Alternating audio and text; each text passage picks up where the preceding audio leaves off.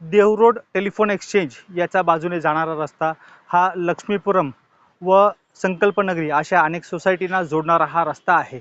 या रस्त्याचं काम काही दिवसांपूर्वी PWD व प्रशासनातर्फे करण्यात आला। या कामासाठी अनेक मंत्र्यांनी, अनेक आमदार व खासदारांनी पाठपुरावा केला असल्याच्या या ठिकाणच्या नागरिकांकडून सांगण्यात येत आहे। या रस्त्याचं काम अति वेगाने सुरू करण्यात आला, मात्र हा काम अर्धवटमध्ये सोडण्यात आला आहे। संबंधित ठेकेदाराला विचारणा केली असता त्याच्याकडून उडवाउडवीची उत्तरे देत असल्याचा येथील नागरिकांकडून सांगण्यात येत आहे। या रस्त्याचं काम जे आहे ते अर्धवट झाल्यामुळे या ठिकाणच्या नागरिकांना अनेक समस्यांना सामोरे जावं लागत आहे। एकंदरीत काय या नागरिकांची समस्या आहे आपण जाणून घेणार आहोत त्यांच्याकडून।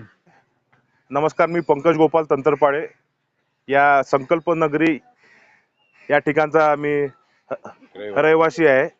आज जो एक सिमेंट कॉन्क्रीटचा रस्ता झाला, या रस्त्यासाठी संपूर्ण बिल्डिंग वासियांच्या वतीने आंदोलन, खूप मोठा संघर्ष करून या रस्त्याची साठी आम्ही हे केलेलं आहे, लढा दिलता। तो लढा यशस्वी झाल्यानंतर संबंधित कॉन्ट्रॅक्टरनी जे कामाची सुरुवात केली, पहिले इतकं फास्ट काम झालं, एका दिवसामध्ये हा रस्त्याचं काम आटपलं। आम्हाला सांगण्यात आलं होतं की बाबा 10 फूटचा हा रस्ता आहे, त्याच्या बाजूला दोन्ही बाजूला 1-1 मीटरचं म्हणजे 3-3 फूटचं ब्लॉक बसवण्याचं काम होणार आहे। परंतु आज 15 दिवस झाले रस्ता झाल्यानंतर या ठिकाणी ब्लॉक बसवण्यात आलं नाहीये। अनेक वेळा संबंधित कॉन्ट्रॅक्टरशी किंवा त्यांच्या मॅनेजरशी मी स्वतः बोललो, बिल्डिंगचे अनेक लोक बोलले, परंतु त्यांच्या माध्यमातून उडवाउडवीचे उत्तर आम्हाला मिळत आहे। आजची परिस्थिती इतकी वाईट झाली की हा संकल्पनगरी, लक्ष्मीपुरम, इंद्रपुरम हा संपूर्ण परिसरातील नागरिक या रस्त्याने जा-ये करतात। लहान मुलांच्या सकाळी आपल्या स्कूलला जाणं येणं असते, अशा ठिकाणी हा 10 फूटचा रस्ता आहे, 2 गाड्या या ठिकाणी जाऊ शकत नाही। मोठी गाडी गेल्यानंतर छोटी गाडी, आपली 2 व्हीलर सुद्धा जाऊ शकत नाही, इतकी भयानक परिस्थिती या ठिकाणी निर्माण झालेली आहे।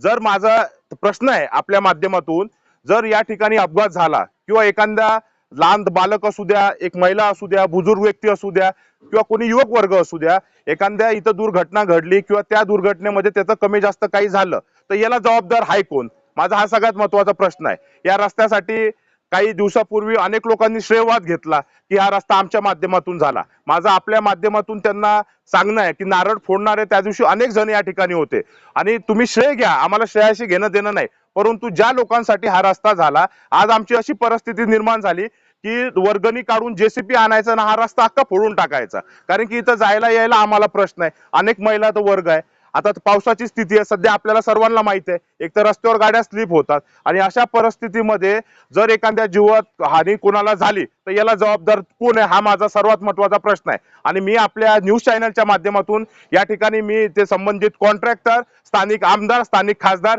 यांना ठणकावून या ठिकाणी सांगण्यात आहे की हे जे स्थानिक नागरिक आहे यांच्या वतीने जर आज ह्या रस्त्याचा जर तुम्ही निर्णय घेतला नाही तर उद्या या ठिकाणी मी आंदोलनाचा इशारा देणार आहे। या ठिकाणी मी आंदोलनाला बसणार आहे आणि बँक ऑफ इंडियाची जी ही बिल्डिंग आहे वरची, त्या बिल्डिंगवर चढणार आहे यांच्या निषेधात आणि त्यांच्या विरुद्धामध्ये तिथले स्थानिक आमदार असू द्या, खासदार असू द्या किंवा हा मोरे कॉन्ट्रॅक्टर असू द्या, याच्यावर गुन्हा दाखल होत नाही तर वरतून मी उडी मारणार आहे। असा पण इथं जीव जाण्यापेक्षा वरतून उडी मारतो तर लोकांचे प्रश्न तरी मार्ग लागन, हे आपल्या न्यूज चॅनलच्या माध्यमातून मी संपूर्ण देवरटच नाही तर या पंचक्रोशीला सांगणे इच्छितो।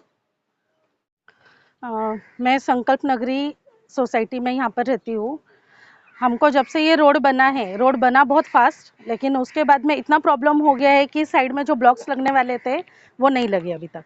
15 दिन से हम लोग यही वेट कर रहे हैं कि आज लगेंगे, कल लगेंगे, बट अभी रोज़ सुबह बच्चों को स्कूल छोड़ने के लिए जाना पड़ता है, तो कोई 4 व्हीलर आ रही है तो साइड में गाड़ी रुकाओ, और हाइट होने की वजह से गाड़ी रुकाना भी बहुत मुश्किल हो जाता है, बैलेंस चला जाता है।